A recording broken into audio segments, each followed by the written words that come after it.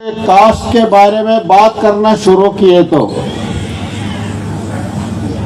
सभी political party के leader, सभी पॉलिटिकल पार्टी, मीडिया,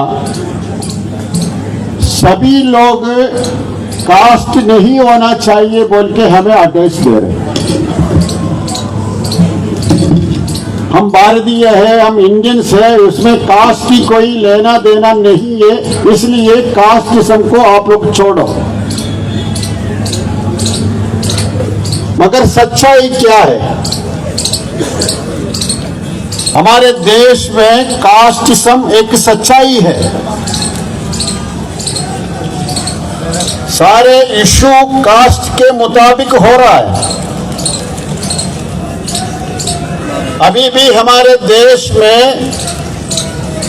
राशन लेने के लिए 2-3 कास्ट वाले को एक शॉप में जाना मुमकिन नहीं है बोल के प्रोटेस्ट करने वाला लोग अभी भी है। किसी सैलून में, नई दुकान में सभी जातियों को एंट्री अभी भी नहीं है। ये एक स्टेट में नहीं, सारे स्टेटों में अभी भी है। 2-3 दिन पहले केरला में एक वाकया हुआ। एक मंदिर की बाउंड्री पे एक लेडी आया चप्पल पहन के।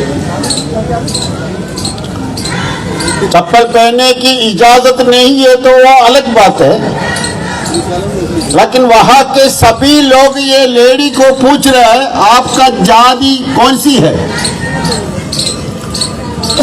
अगर आपके जाति अपर कास्ट वाली है तो प्रॉब्लम नहीं है, अगर अपर कास्ट नहीं है तो प्रॉब्लम है।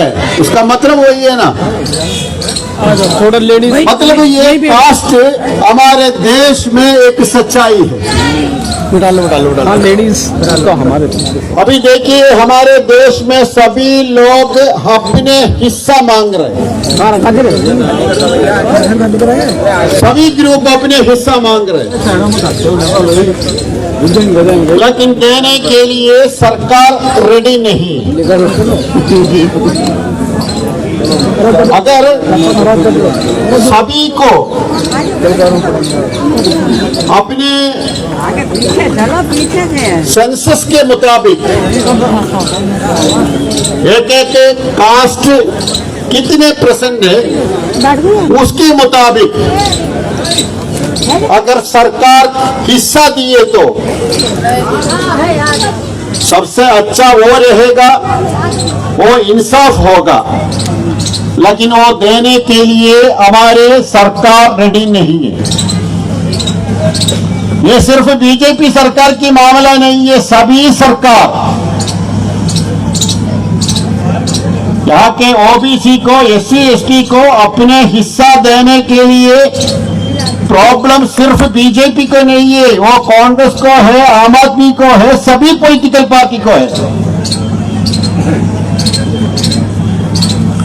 ये असल में सभी पॉलिटिकल पार्टी ओबीसी और SC ST को वोट बैंक बना के रखा है। आप लोगों को पॉलिटिकल अवेयर नहीं होना चाहिए। आपको सरकार में हिस्सा नहीं होना चाहिए। आप लोग सिर्फ हमें वोट देना है। बीजेपी की कोशिश क्या है? आप सभी हिंदुत्व के नाम पे हमें वोट दे दो। वोट देने के टाइम में हम लोग मांगते हैं आप लोग हिंदू है, मगर मंदिर के अंदर आने के टाइम में हम नहीं मांगते हैं।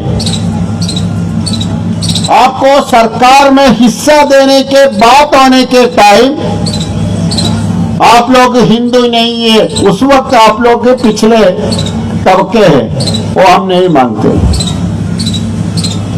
मतलब हमारे पॉलिटिकल अवेयर को दबा के अलग अलग कार्ड लेके आया है। बीजेपी भी आया है, दूसरी पॉलिटिकल पार्टी भी आया है।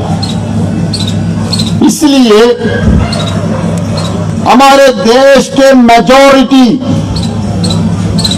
ये ओबीसी, एससी, एसटी लोग हैं, लेकिन सरकार में हिस्सा बहुत कम है।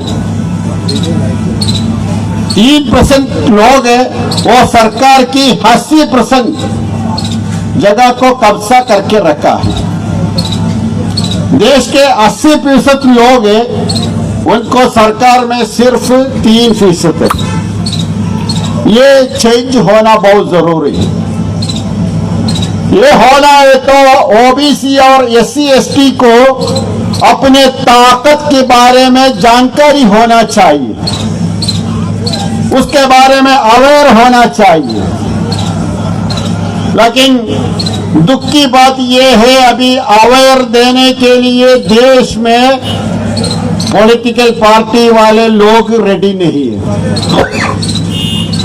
कुछ लोग थे, वो लोग अभी डर के चुप करके बैठा है, बाकी लोग उसके खिलाफ है, बोलने वाला कोई नहीं है। इस हालात में पूरे देश के ओबीसी और एससी एसटी लोगों को अपने तरक्की के लिए जाति सेंसस को देश में लागू करना है बोल के एक कैंपेन आंदोलन social democratic party of India ने शुरू किया है, क्योंकि आज देश में मजलूम तबके के लिए आवाज उठाने वाला सिर्फ एक ही पॉलिटिकल पार्टी है, वो social democratic party of India है। हम बोलते रहेंगे और हम कोशिश करेंगे पूरे इंडिया में, हमारे देश में जाति सेंसस को लेके एक आंदोलन पूरे देश में बनाने के लिए social democratic party of India कोशिश करेंगे पूरे देश में दौरा करके, क्योंकि ये तरक्की की बात है। ये लड़ाई नाइंसाफी के खिलाफ लड़ाई है। ये नाइंसाफी एक छोटी मोटी नहीं है। अभी बिहार की सेंसस बाहर आया और रोकने के लिए बहुत कोशिश किया, बाकी स्टेटों में भी होने का चांस है, और रोकने के लिए बहुत कोशिश हो रहा है। एक पार्टी की तरफ से नहीं है, अलग अलग पार्टियों की तरफ से कोशिश हो रहा है। ये सारे कोशिशों को चैलेंज करके हम आगे जाना है, आगे जाके अपने हिस्सा लेने के लिए हमारे लड़ाई शुरू करना है। ये तो हमारे देश में बदलाव होगा, नहीं ये तो सभी पॉलिटिकल पार्टी हमें अलग अलग नाम पे यूज करके फिर छोड़ेंगे। ऐसे छोड़ के हम लोग अभी तक यहाँ आया है, आगे ऐसा नहीं होना है। उसके लिए पूरे देश में जाति सेंसस लागू करने की आंदोलन स्टार्ट करके social democratic party of India campaign करेंगे, उसमें सभी लोग साथ देना है। हमेशा ये इशू के साथ social democratic party of India रहेंगे।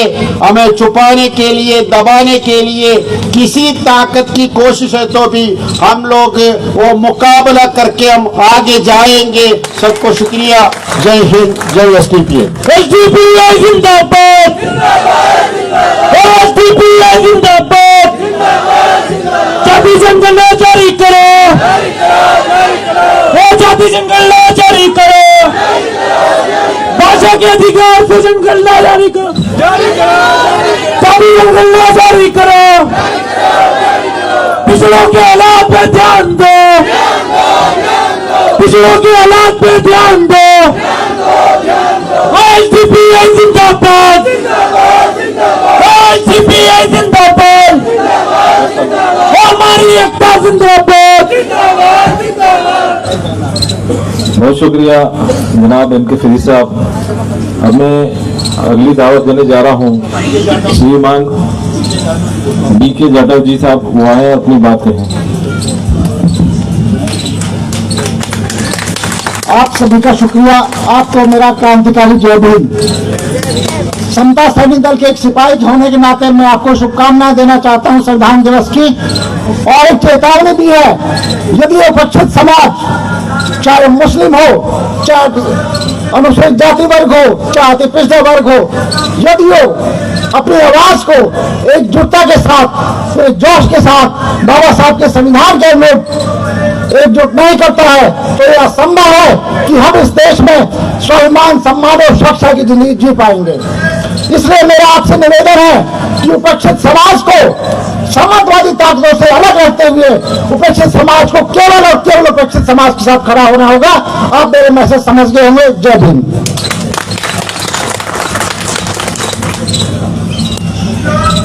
शुक्रिया जाटव साहब। मैं अब बुलाने जा रहा हूँ श्री कपिल साहब को, डीसी कपिल साहब को, वो आए अपनी बात कहें।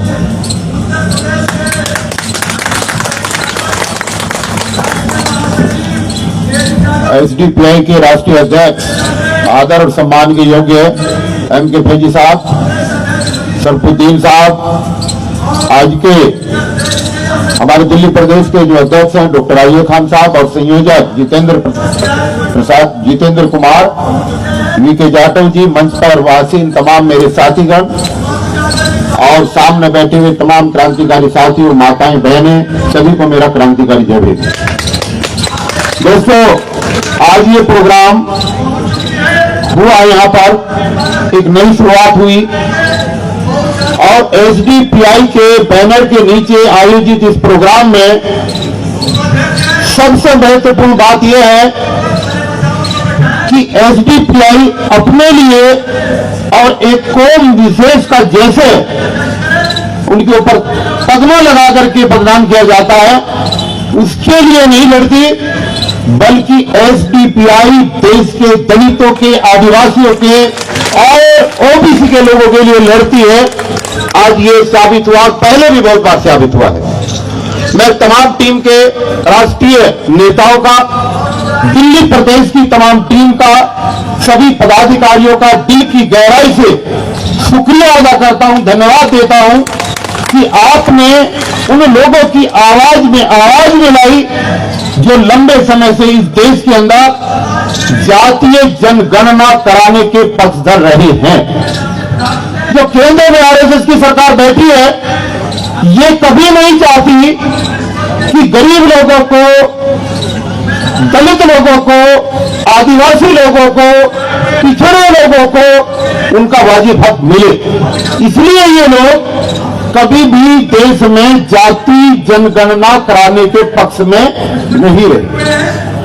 जिस लड़ाई को लंबे समय से, काशीराम जी के समय से लेकर के आज तक और बाबा साहब के समय से लेकर आज तक हम बहुजन आंदोलन के नाम से पुकारते रहे और 1585 का आंकड़ा देकर के लड़ाई को लड़ते रहे, बिहार की सरकार ने सर्वे करा करके ये साबित कर दिया कि आज झगड़ा 1585 का नहीं है, बल्कि ये झगड़ा 93 और 7% का रह गया है। इस देश की धन और धरती पर कब्जा करके बैठने वाले लोग मात्र 7% हैं और 93% लोग इस देश के अंदर वो हैं जो अपने हक से दूर हैं, जिन्हों अपने हकों से दूर रखा गया है। देखिए, अभी 28 मई को इस देश की नई संसद का उद्घाटन हुआ और देश के प्रधानमंत्री ने असंवैधानिक काम करके जहां देश की नई संसद में भारतीय संविधान के रचयिता डॉक्टर अंबेडकर की प्रतिमा लगानी चाहिए थी, जहां इसका स्तंभ जो बना हुआ है राष्ट्रीय चिन्ह, उसकी स्थापना करनी चाहिए थी, वहां पर राजदंड सिंगोल के चिन्ह का लगा करके वहां पर रखा गया है।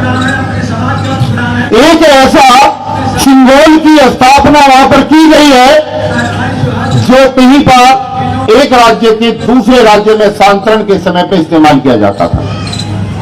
क्या संकेत दे रही है ये सरकार, ये समझने की कोशिश करें। ये सरकार ये कोशिश कर रही है, जब से संविधान बना था तब से लेकर आज तक ये लोग बाबा साहब के बनाए हुए संविधान का विरोध करते रहे।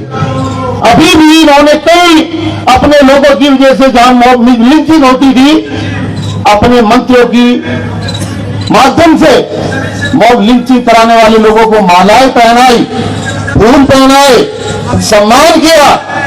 और जब जब भी इनको मौका मिला, इन लोगों ने भारतीय संविधान को बदलने की बात कही गई है। तो क्या चाहती है ये सरकार? ये सरकार चाहती है कि देश में बाबा साहब के बनाए हुए संविधान को बदल दिया जाए और इस देश में लोकतंत्र का गला घोटकर राजतंत्र स्थापित कर दिया जाए। ये संगोल की स्थापना जो वहां पर हुई है नई संसद के अंदर, ये इस बात का प्रमाण है। कल इसको लेकर के यहां पर बहुत बड़ा आंदोलन है। हमारी राष्ट्रीय बौद्ध महासभा इस संगोल के विषय को लेकर के बहुत बड़े आंदोलन करने के पक्ष में है, क्योंकि संगोल में हमारी भावनाएं नहीं जुड़ी हुई है।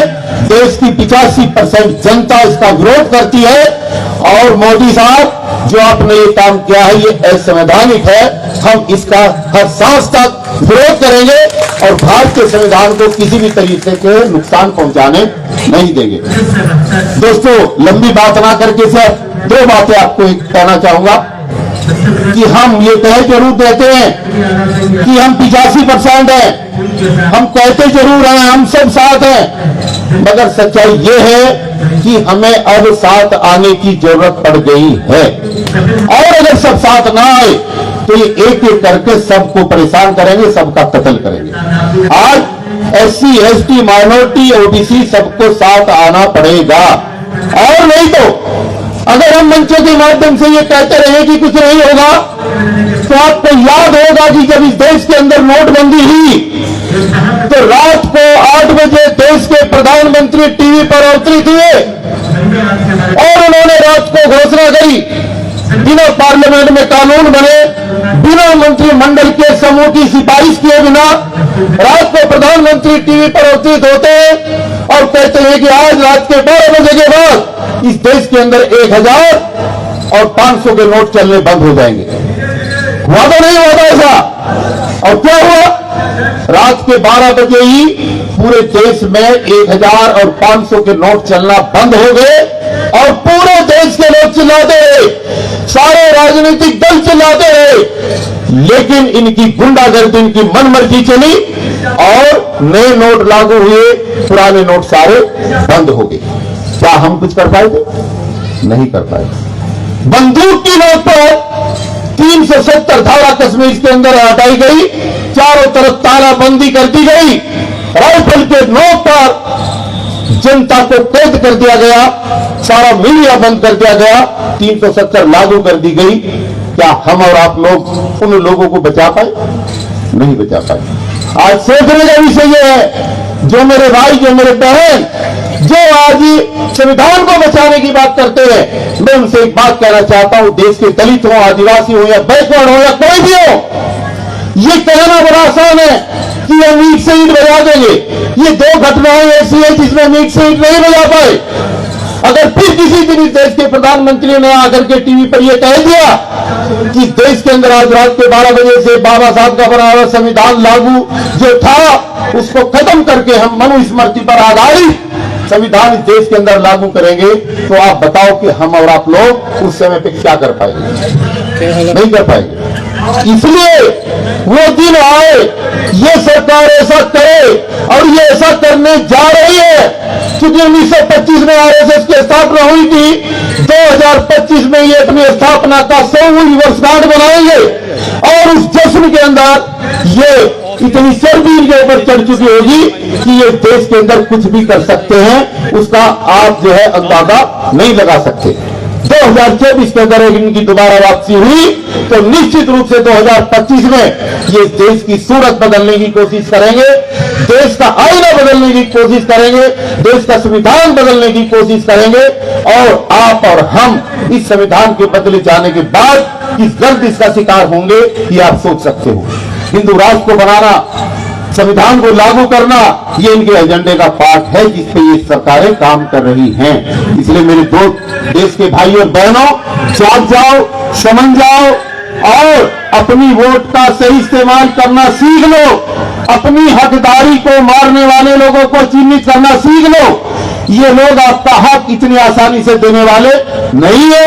अगर आपको सबको अपना हक चाहिए तो आज समय का तगाजा है, आज समय की पुकार है कि इस देश के दलित, आदिवासी, पिछड़े, माइनॉरिटी तमाम लोगों को एक जगह एकजुट होकर के 2024 में इनको उखाड़ना पड़ेगा।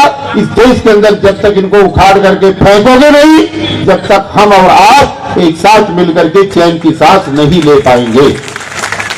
इसलिए समय है, जाओ अपनी गली में जाओ, अपने मोहल्ले में जाओ, अपने रिश्तेदारों में जाओ और उनको समझाओ कि आने वाले समय में खुद को बचाना है, अपने बच्चों का भविष्य बचाना है, अपने आप को सही हवा में सांस लेना है।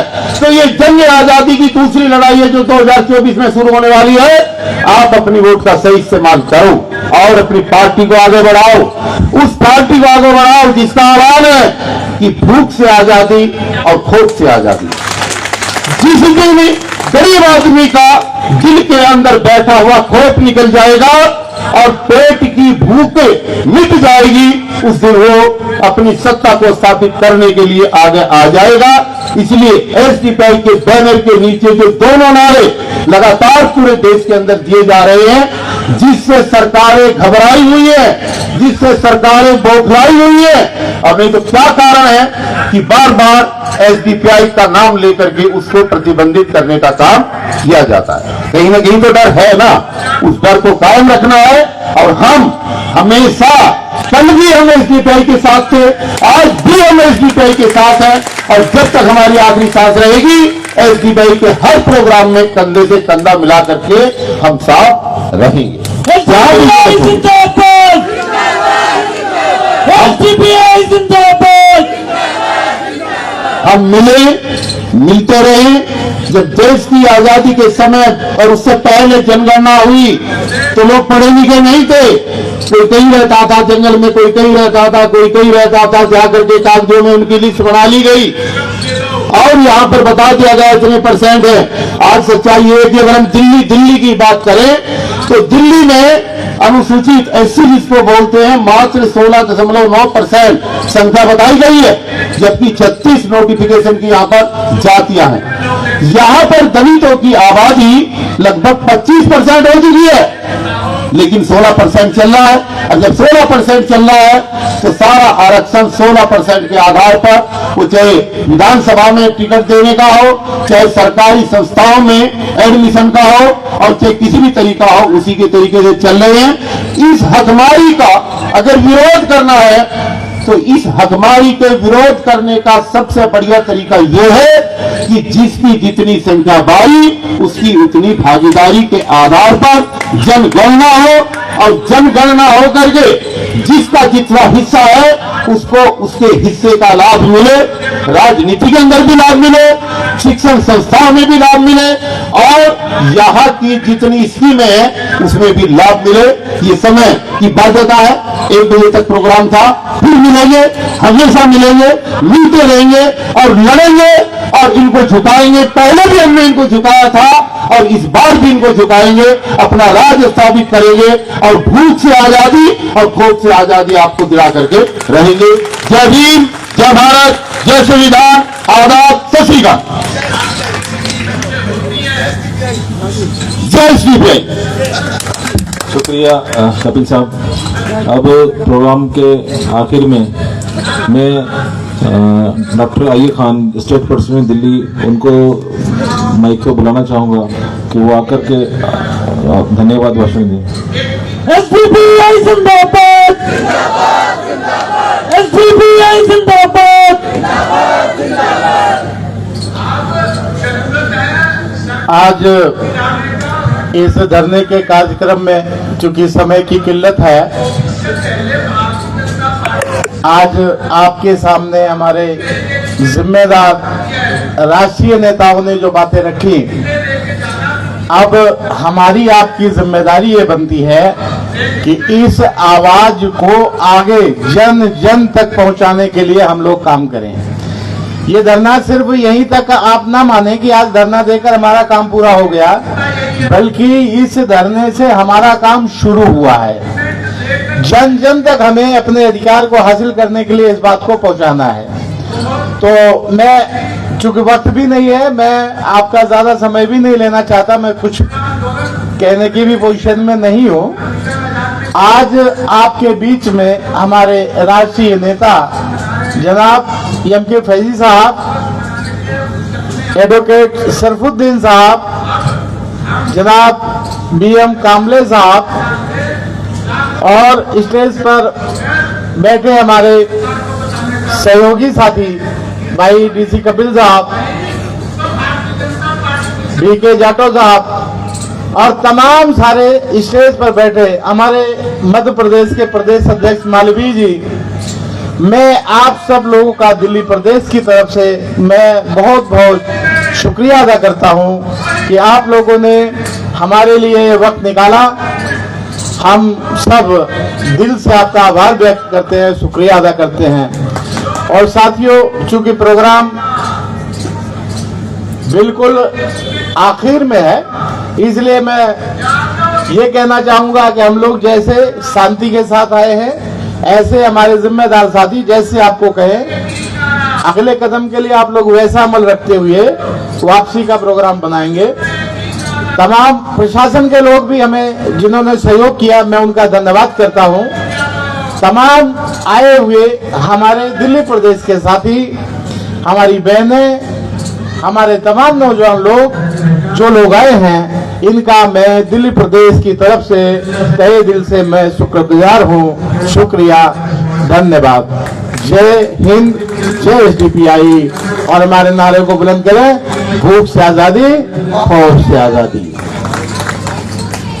हमारे उसमें साफारी मुझसे गलती हुई, हमारे उत्तर प्रदेश के हमारे प्रदेश के नेता जो हमारे भाई शोएब साहब हमारे बीच में मौजूद है, मुझसे भूल हुई, मैं माफी चाहता हूं। मैं उनका और तमाम, चूंकि मैं इस वक्त चुटैल हूं, तो चुटैल होने की वजह से थोड़ा सा मैं माफी चाहता हूं। अगर किसी का नाम रह गया है तो मैं उसके लिए माफी चाहता हूं। आप सबका मैं तहे दिल से शुक्रिया अदा करता हूं। जय हिंद, जय एसडीपीआई। एसडीपीआई जिंदाबाद, एसडीपीआई जिंदाबाद। जाति जनगणना जारी करो, जाति जनगणना जारी करो। दोस्तों, जैसे दिल्ली के लोग और एनसीआर के लोग यहाँ आए हैं अपनी ताकत पार्लियामेंट तक अपनी आवाज पहुंचाने के लिए, एक जोरदार नारा लगाइए। मैं आपको बता दूं, हमारा अभी एडमिनिस्ट्रेशन ने इस खौफ से कि एसडीपीआई के लोग इतने सारे क्यों आ गए, उन्होंने हमारी बसें रोक ली थी। उन्हें बता दो, हमारी ताकत है आजादी, भूख से आजादी, लेके रहेंगे आजादी। एसडीपीआई जिंदाबाद, जिंदाबाद, जिंदाबाद। दोस्तों, अब हमारे लीडरों ने हमें आदेश दिया है कि एक हम छोटे छोटे नारे लगा के एक राउंड लगाएंगे वहां से यहां तक, और फिर इंशाल्लाह खाना खा के फिर छुट्टी होगी। तो अभी